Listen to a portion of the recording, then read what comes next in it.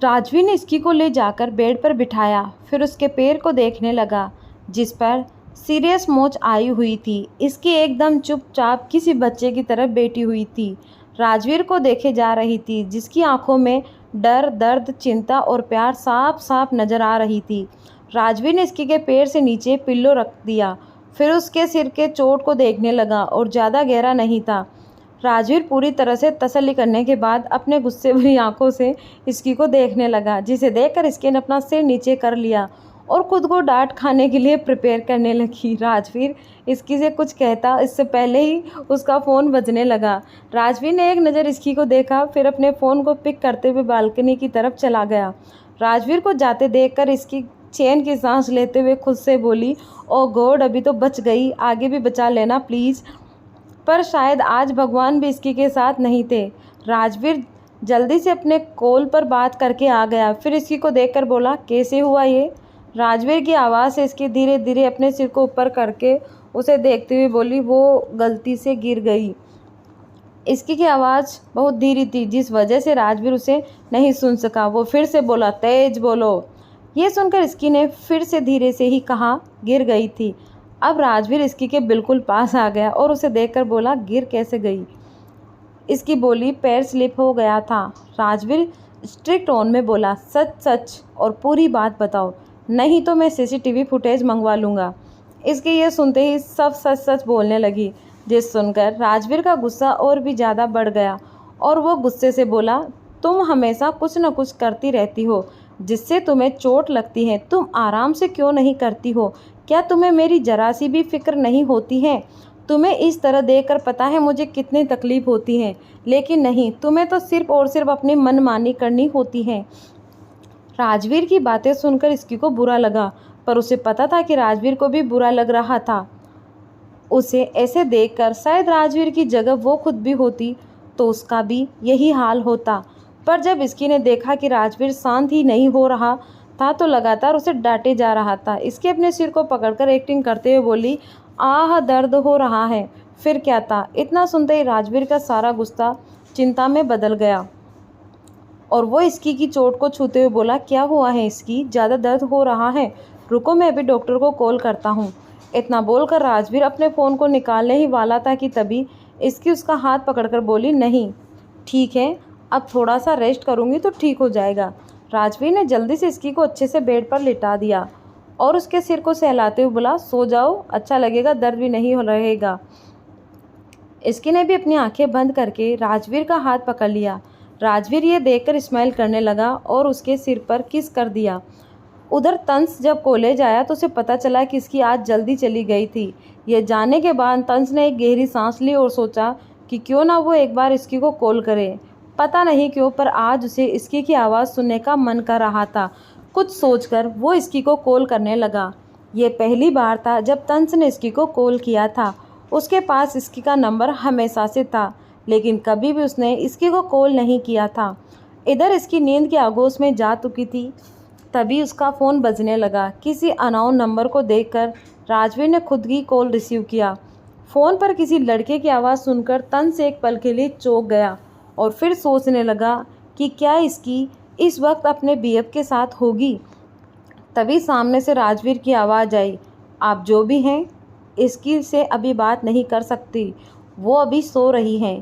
तंस अपने हाथ में अपना फ़ोन लिए राजवीर की बातों को ही याद कर रहा था और खुद से ही बोला, क्या इसकी अपने बॉयफ्रेंड के साथ ही रहती हैं? क्या सच में वो उससे प्यार करती हैं?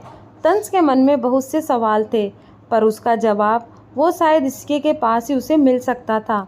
वहीं मिहिर भी अपने रूम में अपने फ़ोन को पकड़े हुए उसमें सोनिया की फ़ोटो को देखे जा रहा था। उसके चेहरे पर दर्द साफ साफ देखा जा सकता था। तभी मीसा उसके रूम में आई। मीसा को देखकर लग रहा था कि उसे भी आज जो कुछ घर में हुआ उसका पता चल चुका था। तभी मीसा उसके रूम में आई। मीसा को देखकर लग रहा था कि उसे भी आज जो कुछ घर में हुआ उसका पता चल चुका था, पर मीसा को राजवीर पर पूरा भरोसा था। अगर राजवीर ने कुछ किया था तो इसमें कहीं ना कहीं मिहिर की भलाई ही छुपी होगी।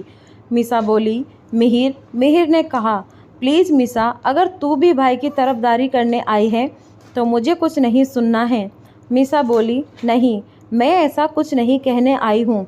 मैं तो बस तुझे ये कहने आई हूँ कि एक बार ज़रा दिल से नहीं बल्कि दिमाग से सारी सिचुएशन को समझने की कोशिश करो। कभी कभी जो आंखें देखती हैं वह सच को ऐसा ज़रूर नहीं है। शायद इसी को नज़र और नज़रिया का अंतर कहते हैं।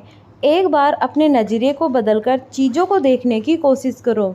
मिहिर बोला, नज़रिया बदलने से सच नहीं बदलेगा और सच यही है कि भाई की वजह से आज मैंने मेरी सोनिया को खो दिया, मैंने अपना प्यार खो दिया। मीसा आकर मिहिर के बगल में बैठते हुए बोली, प्यार कमाल है ना प्यार, जो करीब 21-22 दिन पहले ज़िंदगी में आता है उसकी वजह से आज 21 साल से हम जिस इंसान के साथ रह रहे उसे ही नहीं पहचान पाते। भाई ने खुद को हमेशा सबसे दूर रखा, लेकिन मुझे हमेशा से उनका प्यार चाहिए था जो मुझे कभी नहीं मिला। मैं हमेशा चाहती थी कि भाई मुझे बहुत प्यार दे जैसे एक छोटी बहन को चाहिए। मिसा रुककर आगे बोली, पर कभी ऐसा नहीं हुआ। मुझे हमेशा से लगता था कि भाई के दिल में कहीं ना कहीं हमारी एक जगह है, क्योंकि वो हमेशा हमारी हर एक ज़रूरत का ध्यान रखते थे, पर जताते कभी नहीं थे। खामोशी से सब करते थे फिर पीछे हो जाते थे। मिहिर ने कहा, हाँ, क्योंकि वो हमेशा से एक पत्थर दिल इंसान रहे। मिसा ने पूछा, और उसकी वजह क्या थी? ये हमने जानने की कोशिश की क्या? जिस प्यार की वजह से तुम भाई को इतना कोस रहे हो, तुम्हें क्या पता है उसके बारे में? कुछ भी नहीं। तुम्हें पता है तो सिर्फ उसका नाम, और क्या है जो तुम जानते हो? वो कौन थी, कहाँ से आई थी? कुछ भी तो नहीं। मैंने जीजू से बात की, उन्होंने मुझे बताया कि तभी मिहिर बीच में टोकते हुए गुस्से से बोला, बस मिसा, मुझे कुछ भी नहीं सुनना है। वो अब मर गई है और उसका कारण राजवीर सिंघानिया है। मिसा ने यह सुनकर कहा, तुम पागल हो गए हो मिहिर, पहले तो ऐसे नहीं थे, लेकिन कोई नहीं, जल्द ही इस प्यार की पट्टी हटेगी और तब तुम बहुत पछताने वाले हो। मिसा ये बोलकर रूम से चली गई। जब मिसा भी मिहिर को समझाने में नाकाम रही तो कोमल उसके पास आकर बोली, अबे उसे छोड़ दे, वो कुछ नहीं सुनने वाला है। मिसा ने कहा, हाँ मॉम। इधर राजवीर ने इसकी के फ़ोन को साइलेंट मोड पर डालकर साइड में रख दिया। वो नहीं चाहता था कि कोई भी इसकी को डिस्टर्ब करे। राजवीर खुद सोफे पर बैठकर ऑफिस का काम करने चला गया और साथ ही उसने सभी को सोनिया के बैकग्राउंड का पता करने को भी बोल दिया। राजवीर ने जितना कार्तिक के मुंह से सोनिया के बारे में सुना था, उसमें उसने कभी भी उसके परिवार का कोई जिक्र नहीं किया था, और कार्तिक ने भी उसे कभी नहीं बताया था कि सोनिया की फैमिली कहाँ है भी कि नहीं, या यूँ कहें कि उसे खुद भी इस बारे में नहीं पता था। इधर हॉस्पिटल में समर राजवीर के कहने पर कार्तिक के पास आया था। वो उसके वार्ड में गया तो उसने देखकर कार्तिक, जो अभी भी मशीनों के बीच में घिरा हुआ था, वो बोला, राजवीर कहाँ है? कार्तिक के सवाल पर समर ने उसे इसकी की चोट के बारे में बता दिया। ये सुनकर कार्तिक बोला, ओह, तब तो उसे वहीं रहना चाहिए। वैसे पता नहीं मुझे कब तक ऐसे मशीनों के बीच में रखने वाले हैं। इनसे कहो मुझे किसी प्राइवेट रूम में शिफ्ट करे, यहाँ पर मशीनों की बहुत तेज़ आवाज़ आती है। तभी अंदर आते हुए एक सीनियर डॉक्टर, जो सिर्फ ओहदे से काफ़ी सीनियर थी, फिर भी उनकी एज करीब 25 के आसपास ही लग रही थी, उसने कार्तिक की बात सुन ली थी। वो अंदर आकर बोली, अभी अभी आपकी सर्जरी हुई है, इसीलिए अभी आपको दूसरे वार्ड में शिफ्ट नहीं कर सकते हैं। क्या पता आपको कब किस ट्रीटमेंट की ज़रूरत पड़ जाए जो प्राइवेट वार्ड में नहीं मिल सकती हैं। वो डॉक्टर स्पेशली दूसरे शहर से कार्तिक की सर्जरी के लिए आई थी, जिसका नाम रीत था। रीत की बात पर कार्तिक बोला, अब कौन सा ट्रीटमेंट बचा है? पूरा पेट तो काट ही दिया है ट्रीटमेंट के नाम पर। रीत बोली, देखिए, आपको अभी ज़्यादा बात भी नहीं करनी चाहिए। कार्तिक शिकायत करते हुए बोला, वो तो ठीक है, लेकिन पिछले 5 घंटे से मैं होश में हूँ, पर खाने के नाम पर कुछ नहीं मिला, और पानी मांगा तो सिर्फ इस छोटे से ढक्कन से पिला रहे हैं। इतना टॉर्चर क्यों? रीत ने कहा, ऐसा इसीलिए क्योंकि अभी अभी आपका लीवर ट्रांसप्लांट हुआ है, इसीलिए आपको अभी कुछ देर खाना नहीं मिलेगा, और मिलेगा वो तो सिर्फ लिक्विड जो डाइजेशन को सके। अभी लीवर फ्रेशर नहीं लग सकता। रीत ने कार्तिक को कॉफ़ी नॉर्मल वर्ड्स में कहा था, पर कार्तिक का ये सुनकर मुंह बन गया। वो खुद से बोला, इससे अच्छा तो मैं मर ही जाता। ऐसा इसीलिए क्योंकि अभी अभी आपका लीवर ट्रांसप्लांट हुआ है, इसीलिए आपको अभी कुछ देर खाना नहीं मिल सकता। रात हो चली थी। रूही अपने रूम में थी, तभी समर वहाँ आया। वो काफ़ी थका हुआ लग रहा था, इसीलिए उसे देखकर रूही बोली, क्या हुआ, बहुत थके लग रहे हो? समर ने सोफे पर बैठते हुए कहा, हाँ, मैं सोनिया के बारे में पता लगा रहा था और कमाल की बात है, उसकी इन्फॉर्मेशन सभी जगह से गायब है। हमें कुछ भी पता नहीं चल पा रहा है। रूही ने पूछा, ऐसे कैसे हो सकता है? एक इंसान की इन्फॉर्मेशन गायब करवा देना, ये कैसे पॉसिबल है? समर ने कहा, पॉसिबल है अगर उस इंसान ने पहले से ही अपनी रियल आईडी छुपा रखी हो तो। मुझे तो लगता है कि सोनिया ने सुसाइड भी नहीं की है, ज़रूर उसका मर्डर हुआ है। रूही ने कहा, हो भी सकता है, वैसे भी भाई के दुश्मनों की कमी थोड़ी ना है, उसने दोस्त से ज़्यादा दुश्मन बनाए हैं। रूही की इस बात पर समर हंसने लगा। इधर राजवीर के रूम में इसकी ने धीरे धीरे अपनी आंखें खोली। अब उसे दर्द का पता चल रहा था, क्योंकि इस वक्त तो उसे पेन किलर दिया गया था, इसीलिए दर्द पता नहीं चल रहा था। पर अब जैसे जैसे दवाई का असर ख़त्म हो रहा था, वैसे वैसे ही इसकी को दर्द का पता भी चल रहा था। इसके ने नीचे उतरने की कोशिश की और जैसे ही उस अपने पैर नीचे रखे, उसको दर्द हुआ। इसकी की दर्द भरी आवाज़ जैसे ही राजवीर के कानों में गई, वो जल्दी से उसके पास आते हुए बोला, ये क्या कर रही हो तुम? नीचे क्यों उतर रही हो? मुझे आवाज़ दे देती। इसकी ने धीमी आवाज़ में कहा, मैंने सोचा शायद चल सकती हूँ। राजवीर ने कहा, रियली? तुम कुछ ज़्यादा ही नहीं सोचती? उसके बाद राजवीर इसकी को अपनी गोद में उठाकर बाथरूम ले गया। इधर मिसा अपने रूम में बैठी अभी भी मिहिर के बारे में सोच रही थी। उसने कितना समझाने की कोशिश की थी, लेकिन मिहिर को समझ ही नहीं आ रहा था। मिसा परेशान सी थी कि तभी रेहान का कॉल आया। मिसा ने कॉल रिसीव किया तो रेहान ने उससे इसकी के बारे में पूछा। मिसा ने जब उसे जवाब दिया तो रेहान उसकी आवाज़ सुनकर बोला, क्या बात है मिसा, तुम परेशान लग रही हो? मिसा ये सवाल सुनकर सोच में पड़ गई कि रेहान को सब बताए या नहीं। फिर पता नहीं उसे क्या हुआ, उसने रेहान को सारी बातें बता दी। सब सुनने के बाद रेहान ने कहा, उसे टाइम दो मिसा, ऐसा होना लाजमी है, पर देखना तुम, उसे बहुत जल्द ही सही गलत का पता चल जाएगा, क्योंकि मिहिर खुद किसी को दुखी नहीं देख सकता। मिसा ने परेशान होते हुए कहा, जानती हूँ रेहान, लेकिन मैं अभी उसके लिए परेशान होने से खुद को कैसे रोक लूँ? वो मेरा भाई है और अभी पता नहीं उसके दिमाग में क्या क्या चल रहा है, कहीं गुस्से और दुख में आकर कुछ गलत न कर ले। रेहान ने उसे समझाते हुए कहा, ऐसा कुछ नहीं होगा, मिहिर बहुत समझदार है, वो कुछ गलत करने का नहीं सोचेगा और तुम्हें राजवीर सर पर विश्वास रखना चाहिए, वो ज़रूर कुछ कर रहे होंगे जिससे ये गलतफहमी जल्द से जल्द ख़त्म हो जाए। You don't worry. रेहान की बात सुनकर मिसा थोड़ी सी हिम्मत मिली। सच ही तो कह रहा था रेहान, अभी राजवीर से ज़्यादा इस सच को कौन सामने लाना चाहेगा? राजवीर के रूम में अभी इसकी ठीक राजवीर के सामने सोफे पर बैठी हुई थी और राजवीर उसके सामने बैठा था। राजवीर उसे गुस्से से देख रहा था, क्योंकि बाथरूम में इसकी ने बाहर आने के लिए राजवीर को नहीं बुलाया था और खुद ही लंगड़ाते हुए बाहर आ गई थी। तभी उसका पैर स्लिप होने वाला था, पर राजवीर ने उसे बचा लिया, वरना एक बार फिर से इसकी गिरकर खुद को चोट लगा लेती। इसकी ने धीरे से कहा, सॉरी राजवीर। राजवीर ने कहा, कितनी बार बोलोगी? तुम्हें तो हर दिन खतरे के खिलाड़ी बनने का शौक चढ़ता है।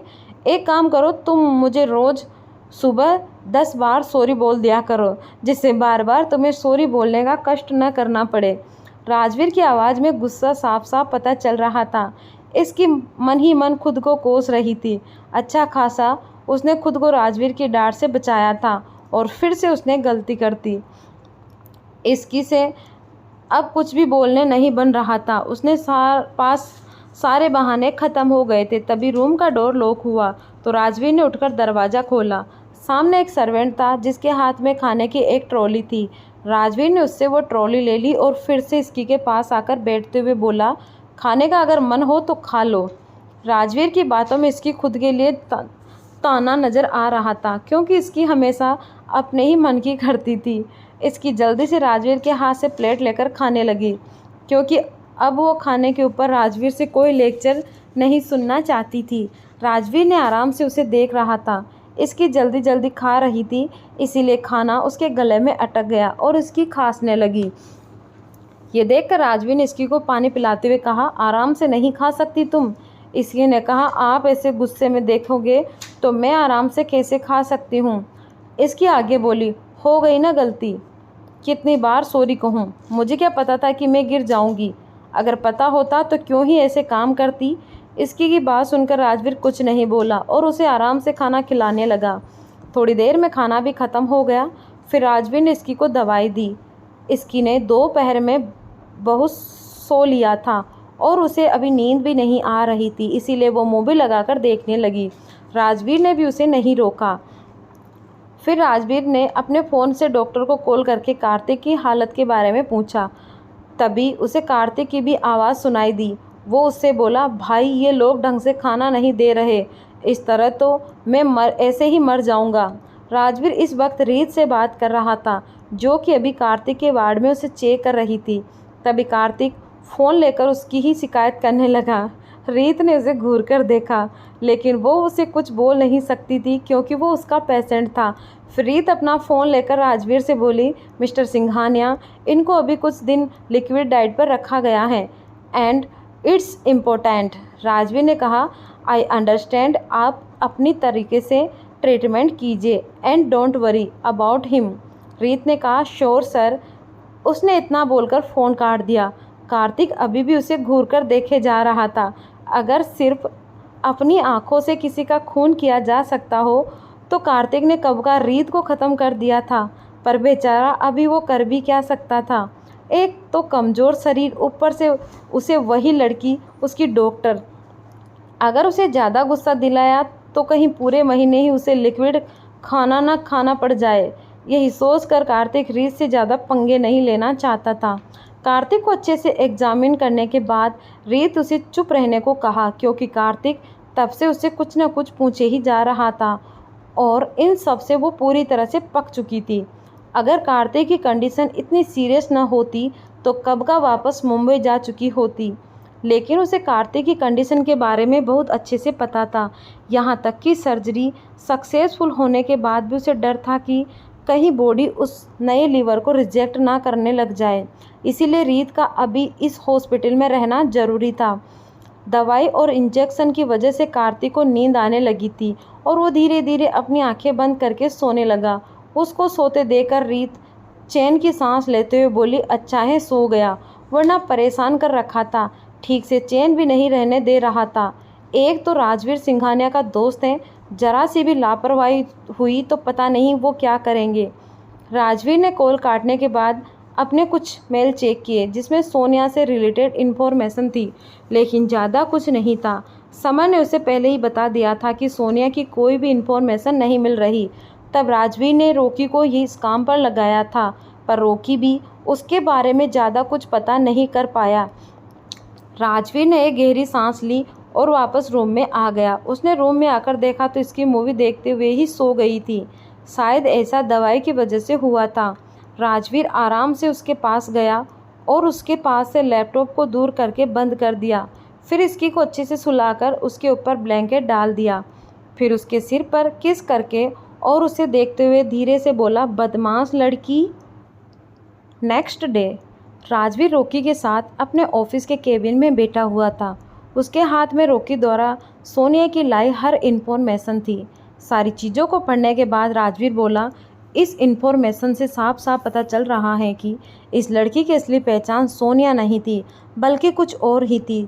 जिस जगह पर इसकी डेड बॉडी मिली वहाँ से कुछ पता चला? रॉकी बोला, सर हमने ऑलमोस्ट पूरी जगह को छान मारा, लेकिन वहाँ किसी ने भी उस डेड बॉडी को लाते हुए नहीं देखा और न ही कोई सबूत मिला। सोनिया के पोस्टमार्टम से यही पता चला है कि उसकी मौत चाकू लगने की वजह से हुई थी। और कमाल की बात यह है कि उस जगह पर हमें एक चाकू तो दूर कोई नुकीली चीज़ भी नहीं मिली जिससे इंसान को मारा जा सके। राजवीर सोचते हुए बोला, इसका मतलब यही है कि उसका मर्डर हुआ है और यह मर्डर किसी ऐसे इंसान ने किया है जिसे मिहिर और सोनिया के बारे में पता था और उसे ये भी पता था कि मैं सोनिया को रोकने की कोशिश करूँगा। समर बोला, पर सर ऐसा कौन कर सकता है? आई मीन हमारे कितने सारे दुश्मन हैं उनको ये सभी इन्फॉर्मेशन निकालने में बहुत टाइम लगा हो जाता है, और अगर वो ऐसा करते तो हमें पता चल जाता। राजवीर बोला, कोई तो है, कोई ऐसा जो हमारे बहुत करीब है। कपूर कॉरपोरेशन। तंस अपने ऑफिस के केबिन में बैठा था। उसे रह रहकर उस फ़ोन कॉल की याद आ रही थी जिसे राजवीर ने उठाया था। उसने बहुत कोशिश की, लेकिन उसे इसकी से रिलेटेड और ज़्यादा इन्फॉर्मेशन नहीं मिल पाई थी। ऐसा लग रहा था जैसे कोई जानबूझकर उसकी आईडी को हाइड कर रहा हो। फिर तंस इसकी से जुड़ी हुई सारी कड़ियाँ जोड़ने लगा। वो बार बार उन सभी चीज़ों को याद कर रहा था और बार बार से समझने की कोशिश कर रहा था कि आखिर ऐसा कौन सा इंसान हो सकता था जिसके बारे में वो जानना चाहता था, लेकिन जान नहीं पा रहा था। और वो इंसान जब चाहे तंस से कांटेक्ट कर सकता था। उसने तंस को गिफ्ट भेजकर ये साबित भी कर दिया था, और साथ ही तंस को ये भी बता दिया था कि इसकी सिर्फ उसकी है, तो उससे अलग रहने में ही तंस की भलाई है। सभी बातों को सोचने के बाद अचानक से तंस के दिमाग में कुछ खटकने लगा और उसकी आंखों में चमक आ गई, जैसे कि उसने कोई पहेली सुलझा ली हो। तंस अपने आप से बोला, मैंने पहले क्यों नहीं इसके बारे में सोचा? क्या ये पॉसिबल है? लेकिन क्यों नहीं पॉसिबल हो सकता? इसकी है ही इतनी सुंदर और मासूम कि किसी का भी दिल आ जाए उस पर। तभी देव तंस के केबिन में आते हुए बोला, मीटिंग की सारी प्रिपरेशन हो गई है, ठीक वैसे ही जैसे कि आपने कहा था। तंस ऑर्डर देते हुए बोला, मीटिंग को कैंसिल करो। देव ने शॉक्ड होते हुए कहा, क्या मीटिंग कैंसिल? पर अभी आधे घंटे पहले ही आपने सभी डिपार्टमेंट के मैनेजर के साथ मीटिंग करने को बोला था। हमने जैसे तैसे करके इतने कम टाइम में मीटिंग की प्रिपरेशन की है और अब उसे कैंसिल करना है? असल में आधे घंटे पहले तंस बहुत ही ज़्यादा गुस्से में था, इसीलिए उसने अचानक से ही मीटिंग के लिए बोल दिया था और ये सारे डिपार्टमेंट को सिर्फ 20 मिनट का टाइम दिया था। जैसे ही सबने इस सडन मीटिंग के बारे में सुना तो उन सभी मैनेजर्स को ये जैसे सांप सूंघ गया, क्योंकि आज सभी ने तंस को ऑफिस भी गुस्से से आते हुए देखा था।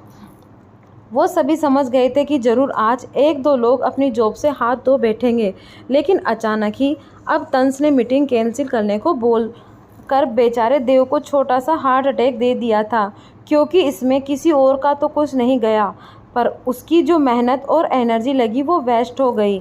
पर बेचारा अब अपने मन से तंस को कोसने के बजाय कर भी क्या सकता था। तंस ने जब देखा कि देव उल्टा उसी से क्वेश्चन किया है, तो वो अपनी एक आईब्रो उठाकर बोला, क्या तुम मुझसे क्वेश्चन करने की कोशिश कर रहे हो? देव अकलाते हुए बोला, नहीं सर, नॉट एट ऑल, मैं तो सिर्फ कंफर्म कर रहा था। तंस बोला, हो गया कंफर्म कि अब मीटिंग नहीं हो रही है? देव बोला, सर हो गया, लेकिन क्या इसकी कोई ख़ास वजह? तंस बोला, हाँ, तुम्हें अब राजवीर सिंघानिया के बारे में इन्फॉर्मेशन लानी है, वो भी उसकी पर्सनल लाइफ के बारे में। देव घबराते हुए बोला, क्या सर, आप ये क्या बोल रहे हैं मुझसे? राजवीर सिंघानिया की इन्फॉर्मेशन लानी होगी? सर, आप नहीं चाहते हैं कि मैं जीऊँ तो आप ऐसे ही मुझे बोल दीजिए, मैं सुसाइड कर लेता हूँ। आप मुझे मौत के मुंह में भेजने का खतरा क्यों मोल ले रहे हैं? देव आगे बोला, मैंने तो सुना है कि राजवीर सिंघानिया के कनेक्शन माफिया वर्ल्ड से भी हैं। जब तक मुझे उसके बारे में कुछ पता चलेगा तब तक वो मुझे ठिकाने भी लगा देंगे। उसने एक ही सांस में सब कह दिया। मैंने तो सुना है कि राजवीर सिंघानिया। कुछ देर बाद देव अपने केबिन में बैठा तंस को 100 गालियां दे रहा था, क्योंकि उसने उसे मनाने की बहुत कोशिश की, लेकिन तंस नहीं माना और देव को राजवीर की इन्फॉर्मेशन लाने को बोल दिया। देव आज भी उस दिन को कोस रहा था जब उसने ये जॉब ज्वाइन की थी, सिंघानिया हाउस। मिहिर कल से रूम से बाहर नहीं आया था, इसीलिए अब कोमल को उसकी टेंशन हो रही थी। मिहिर ने रूम को अंदर से लॉक कर लिया था और किसी के बोलने पर भी नहीं खोल रहा था। कोमल जल्दी से अर्णव के पास जाकर बोली, मिहिर कल से गेट नहीं खोल रहा है और कुछ खाया भी नहीं है। उनकी बात पर अर्णव जी को भी टेंशन होने लगी। उन्होंने भी गेट खुलवाने की कोशिश की, लेकिन गेट ओपन नहीं हुआ। लास्ट में डुप्लीकेट की से गेट को खोला गया और अंदर जाकर अर्णव और कोमल ने देखा तो मिहिर अपने बेड पर सो रहा था। कोमल जल्दी से उसके पास आई और उसके सिर पे हाथ रखा तो वो चौंक गई, क्योंकि मिहिर की पूरी बॉडी में फीवर से तप रही थी। कोमल डरते हुए अर्णव से बोली, इसे तो बहुत तेज़ बुखार है, जल्दी से डॉक्टर को बुला लीजिए। कोमल की डरी हुई आवाज़ सुनकर अर्णव ने उन्हें शांत किया और डॉक्टर को बुलाया। इधर राजवीर के रूम में इसकी राजवीर के सीने पर सिर रखकर बैठी हुई थी। उसे अभी भी मिहिर के बारे में नहीं पता चला था।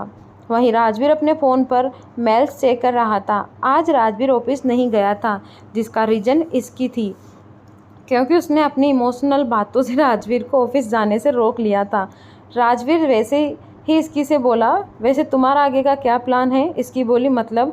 राजवीर बोला, मतलब ये कि आगे क्या करने वाली हो? अभी स्टेट लेवल पर कंपटीशन स्टार्ट होने वाले हैं, क्या उसमें पार्टिसिपेट करोगी? इसकी जवाब देते हुए बोली, हाँ।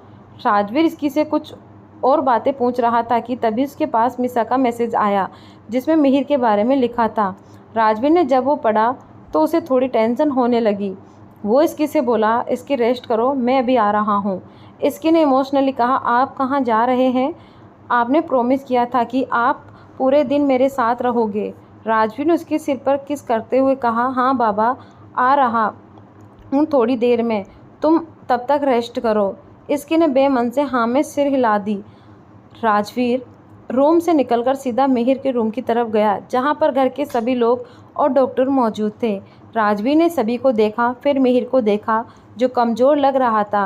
राजवीर को वहाँ पर देखकर समर उसके पास आकर बोला, सर ऐसी चीज़ें ठीक नहीं होगी, हमें मिहिर को सच बता देना होगा, वरना ऐसे तो उसकी गलतफहमी और बढ़ेगी और वो अपनी तबीयत खराब करता रहेगा। राजवीर बोला, तुम्हें क्या लगता है अगर बिना किसी सबूत के उसे बताओगे तो वो विश्वास करेगा? समर बोला, हम कार्तिक सर के बारे में बता सकते हैं या फिर उनसे मिलवा सकते हैं, फिर वो खुद ही सारी सच्चाई मिहिर को बता देंगे। राजवीर मना करते हुए बोला, नहीं, कार्तिक की हालत अभी पूरी तरह से ठीक नहीं हुई है। ऐसे में सोनिया की डेथ की खबर उसे मिली तो पता नहीं कैसे वो रिएक्ट करेगा, कहीं उसकी हालत और ज़्यादा ख़राब ना हो जाए। तभी डॉक्टर की आवाज़ सुनकर दोनों उसकी तरफ देखने लगे। डॉक्टर बोले, इन्होंने खाना नहीं खाया है, जिसकी वजह से बॉडी वीक हो गई है और वायरल बुखार था, बट अगर ये खाना नहीं खाएंगे तो नौबत एडमिट करने की आ जाएगी। डॉक्टर की बात पर कोमल बोली, और कोई बात तो नहीं है, आपने अच्छे से चेक किया है ना? डॉक्टर समझाते हुए बोले, मैम आप चिंता मत करिए, मौसम की वजह से वायरल नॉर्मल है, बस बॉडी वीक ना हो इसीलिए हल्का खाना दीजिएगा। कोमल ने कहा, ठीक है। कोमल जी वहीं मिहिर के पास बैठ गई और मिहिर के सर पर पट्टी करने लगी। फिर राजवीर भी वापस अपने रूम में आ गया और इसकी के पास बैठ गया। इसकी ने जब राजवीर की तरफ देखा तो राजवीर उसे बहुत परेशान दिखा। राजवीर को परेशान देखकर इसकी को भी टेंशन हो गई, क्योंकि ऐसा बहुत ही कम हुआ था जब वो परेशान दिखा हो। इसकी राजवीर के पास आकर उसके गले से लग गई और धीरे से उससे बोली, आप इतने परेशान क्यों दिख रहे हो? राजवीर इसकी की बात पर उसे और ज़्यादा टाइट से गले लगा लिया, फिर उसके माथे पर किस करते हुए बोला, कोई बात नहीं है, बस बिजनेस की बात है, तुम अच्छे से रेस्ट करके जल्दी से ठीक हो जाओ बस। इस पर इसकी चिढ़ते हुए बोली, ये क्या आप मुझे बात बात पर बच्चों की तरह सिर पर किस देते हैं? इसकी की बात पर राजवीर हंसते हुए बोला, हरकतें तो तुम छोटी बच्ची की तरह ही करती हो। यह सुनकर इसकी ने अपना मुँह बना लिया। ये देखकर राजवीर इसकी के सिर को ऊपर करके उसके लिप्स पर किस करने लगा। इसकी पहले राजवीर का साथ नहीं दे रही थी, लेकिन धीरे धीरे वो भी किस में इन्वॉल्व होने लगी। दोनों बहुत डीपली किस कर रहे थे। फिर इसकी धीरे धीरे राजवीर की शर्ट के बटन खोलने लगी, जिस पर राजवीर इसके का हाथ पकड़कर बोला, इसकी अभी तुम्हारी तबीयत ठीक नहीं है। इसकी ने कहा, मुझे कहाँ कुछ हुआ है, बस पैर में चोट है, इतने से क्या फ़र्क पड़ता है? इसकी की बात पर राजवीर कुछ बोलता उससे पहले इसकी ने राजवीर के लिप्स को ब्लॉक कर दिया और उसे फिर से किस करने लगी। थोड़ी ही देर में इसकी ने राजवीर की शर्ट को उसके शरीर से निकाल दिया था और अब राजवीर ने भी कंट्रोल नहीं हो रहा था, इसीलिए वो भी इसकी के लिप्स को छोड़कर उसके गर्दन पर किस करने लगा। तभी इसकी बोली, आप प्लीज़ निक पर बाइट मत करिएगा, छुपते नहीं हैं। राजवीर बोला, तुमने ही शुरू किया है तो अब झेलो। थोड़ी ही देर में दोनों के कपड़े बेड के नीचे पड़े थे और दोनों एक दूसरे के प्यार में खोए हुए थे। दूसरी तरफ तंस के हाथों में इस वक्त राजवीर से रिलेटेड इन्फॉर्मेशन थी, जिसे देखकर तंस गुस्से में देव से बोला, ये क्या बकवास है? तंस बोला, ये सारी बातें तो राजवीर सिंघानिया के बारे में पूरा देश जानता है, कोई भी गूगल करके ये इन्फॉर्मेशन निकाल सकता है, इसमें ऐसा क्या है? देव बोला, सर मैंने बहुत कोशिश की, लेकिन राजवीर सिंघानिया की इन्फॉर्मेशन निकालना बहुत मुश्किल है। उनसे रिलेटेड कोई भी पर्सनल इन्फॉर्मेशन किसी को नहीं पता है। मैंने अपने सारे लोग इस काम पर लगा दिए थे, बट रिजल्ट वही है जो आपके हाथ में है। तंज को ये सारी बातें सुनकर बहुत गुस्सा आया, लेकिन वो समझ रहा था कि इन सब में देव की कोई गलती नहीं थी। राजवीर की इन्फॉर्मेशन निकालना कोई आसान बात नहीं थी। राजवीर से रिलेटेड सारी पर्सनल इन्फॉर्मेशन सिर्फ उसके करीबी लोगों के पास ही थी और वो किसी को कुछ बताने वाले नहीं थे। लेकिन अभी भी तंज को यही लग रहा था कि अगर उसने राजवीर की इन्फॉर्मेशन निकलवा ली तो उसे इसकी के बारे में भी बहुत कुछ पता चल जाएगा। तंज अपने ही सोच में गुम था और देखा जाए तो तंज सही ही सोच रहा था, बट ये काम बहुत मुश्किल था और साथ ही रिस्की भी, क्योंकि अगर राजवीर को इस बारे में पता लगा तो उसका क्या एक्शन होगा ये समझना भी आसान नहीं था। और सबसे बड़ी बात, अगर तंज का शक सही निकला तो राजवीर के अगेंस्ट जाना भी आसान नहीं होने वाला था। वहीं राजवीर के रूम में राजवीर और रिस्की एकदम रिलैक्स एक दूसरे की बाहों में सो रहे थे। दोनों के ही शरीर पर सिर्फ एक चादर थी। इसकी राजवीर के सीने पर सर रखकर लेटी हुई थी। राजवीर धीरे धीरे उसके बालों को सहला रहा था। तभी इसकी धीरे से बोली, राजवीर भूख लग रही है। राजवीर ये सुनकर इसकी को देखा, फिर उठकर इसकी के कपड़े पहना दिए और खुद भी कपड़े पहनकर सर्वेंट से उसने खाना मंगवा लिया। रूही के रूम में रूही परेशान सी इधर उधर चल रही थी। उसे भी रह रहकर मिहिर की फिक्र सता रही थी। तभी समर अंदर आया। रूही उसे देखकर उसके पास जाकर बोली, समर प्लीज़ मुझे तुम सारी बात बताओ, आखिर वो कौन थी? सी बात है जिस वजह से इतना सब कुछ हो गया और भाई कुछ भी नहीं कर रहे। समर रूही की बात पर उसे सारी बात बताने लगा कि कैसे 5 साल पहले सोनिया ने कार्तिक की फीलिंग के साथ खेला, फिर उसे धोखा दे दिया। उसके बाद न जाने कितने ही अमीर लड़कों को अपने प्यार के जाल में फंसा के उन्हें धोखा दिया और फिर वो मिहिर के साथ भी यही करने वाली थी। इसीलिए राजवीर ने उसका किडनैप करवा लिया, लेकिन सोनिया वहाँ से भाग गई। फिर सडन उसकी डेथ हो गई और उसका ब्लेम राजवीर पर आ गया। सारी बातें सुनने के बाद रूही समर के गले लग गई और थोड़ी इमोशनल होकर बोली, भाई हमेशा सबकी भलाई के बारे में सोचते हैं, लेकिन उन्हें ही कोई नहीं समझ पाता। समर ने रूही को टाइट हक कर लिया, फिर बोला, आप चिंता मत करिए, जल्दी ये सब सोल्व हो जाएगा। और रही बात सर की, तो वह अब उन्हें भी उनके हिस्से की खुशी मिल रही है। नेक्स्ट डे करीब सुबह के 8 बजे राजवीर मिहिर के रूम में उसे देखने के लिए गया। मिहिर अभी सो ही रहा था। राजवीर आकर उसके पास बैठ गया। राजवीर ने कभी भी अपने इमोशन को इसकी को छोड़ किसी और को नहीं दिखाया था। वो अभी भी अपने इमोशन को छुपाने में कामयाब रहा। राजवीर वहाँ पर बैठा हुआ ही था कि तभी मिहिर धीरे धीरे अपनी आंखें खोलने लगा। राजवीर को अपने पास बैठा हुआ देखकर उसे समझ नहीं आया कि वो कैसे रिएक्ट करे। उसे बार बार सोनिया की डेथ ही याद आ रही थी। राजवीर को भी समझ आ रहा था कि इस वक्त मिहिर के दिमाग में क्या चल रहा था। राजवीर आराम से मिहिर से बोला, तुम्हें जानना था ना कि मैंने ये सब क्यों किया, तो मैं तुम्हें इन सभी बातों का जवाब 2 दिन में दे दूंगा, तब तक तुम रेस्ट करो। ये बोलकर राजवीर उठकर वहाँ से चला गया। इस बीच मिहिर ने एक भी शब्द नहीं कहा, या ये कहे कि उसके पास कोई शब्द ही नहीं थे। राजवीर वहाँ से निकलकर अपने रूम में आया और देखा कि इसकी रूम में एक पैर से उछलकर कहीं जाने की कोशिश कर रही थी। ये सब देखकर राजवीर की आईब्रो जुड़ गई, क्योंकि उसने कई बार इसकी को ये सब करतब करने से मना किया था। इससे उसे और भी ज़्यादा चोट लग सकती थी, लेकिन इसकी सुने तब न। राजवीर उसके पास जाते हुए बोला, ये क्या हो रहा है? राजवीर की आवाज़ से इसकी चौंक गई और अपना बैलेंस खोकर नीचे गिरने वाली थी कि राजवीर ने उसे पकड़ लिया और गुस्से में उसे घूरने लगा। इसकी नकली हंसी हंसते हुए बोली, राजवीर वो आप नहीं थे ना, इसलिए मैं खुद वॉशरूम जाने की कोशिश कर रही थी। राजवीर इस पर कुछ नहीं बोला और उसे अपनी गोद में उठाकर वॉशरूम के अंदर छोड़ आया। इसकी बाथरूम में अपने सिर पर हाथ रखकर बोली, क्या ज़रूरत थी मुझे खुद ही करतब करने की। अब राजवीर फिर से गुस्सा हो गए हैं। एक तो इनका गुस्सा जब देखो नाक पर ही रहता है, वो भी सिर्फ मेरे लिए। राजवीर रूम में सोफे पर बैठकर अपना काम करने लगा। राजवीर ऑफिस जाने वाला था, लेकिन इसकी की हरकतें देखकर उसने अपना मन बदल लिया। इसकी के मामले में राजवीर किसी पर भी भरोसा नहीं कर सकता था, क्योंकि उसे इसकी के बारे में पता था कि वो किसी को भी चकमा आराम से दे सकती थी। और राजवीर अभी ये भी नहीं चाहता था कि उसे घर की सिचुएशन का पता चले, खास करके इसकी को अभी मिहिर के बारे में पता ना लगे। इसका वो खास ख्याल रख रहा था। अभी राजवीर इसकी को कोई टेंशन नहीं देना चाहता था। राजवीर ये सब सोच ही रहा था कि तभी बाथरूम के अंदर से इसकी की आवाज़ सुनाई दी, जो उसे आवाज़ लगा रही थी। राजवीर ने यह सुनकर बाथरूम का गेट खोला और अंदर जाकर इसकी को फिर से अपनी गोद में उठाकर रूम में ले आया और उसे बेड पर बिठा दिया। इसकी इस वक्त सिर्फ बाथरूम में थी। वो राजवीर ने उसको एक शॉर्ट और पिंक कलर की टॉप लाकर पहना दी। इसकी बस प्यार से उसे ये सब करते हुए देख रही थी। तभी राजवीर बोला, मुझे इसे देखने का कोई फ़ायदा नहीं है, मैं अभी भी तुमसे गुस्सा हूँ। To be continue.